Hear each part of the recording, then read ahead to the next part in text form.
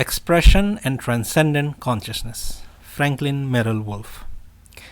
Figures of speech or analogies seem to be absolutely essential to express the realities of profundity.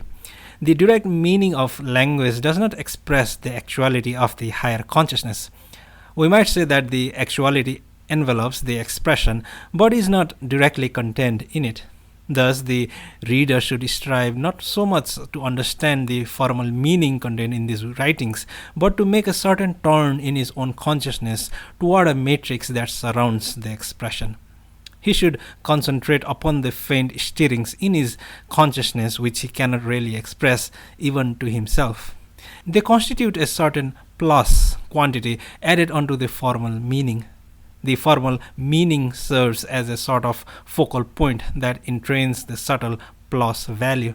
It is very hard to reach the latter without the use of the focal point until a rather high level of spiritual development is attained. Hence, it remains important to employ various means of expression. But if the expression is taken too much in the rigorous or defined sense, the real or deeper meaning is lost. Therefore, the words of an illumined man should never be taken in the literal sense when he is giving a cross-translation from the beyond.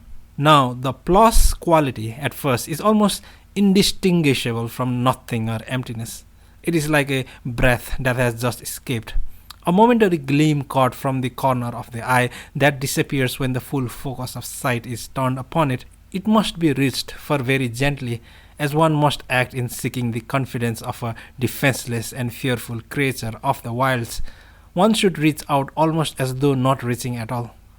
A time will come when this that is so very subtle will be transformed into a presence more palpable and stronger than the toughest granite. It will manifest a power so great that it will dissolve not only the immediate field, but even the whole universe. But the great power is rarely in the beginning a clearly dominant force, and it must be assimilated very carefully or it will disappear in the first stages. In the beginning, it may seem that one is walking a tightrope over unmeasured spaces, and the necessary balance is extremely hard to hold. In the end, the rope becomes all space, the supreme support of all universes, but itself in no need of support.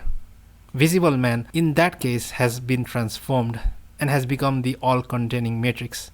No longer, then, does he struggle to keep his balance on a rope, but he finds himself everywhere and therefore invulnerable.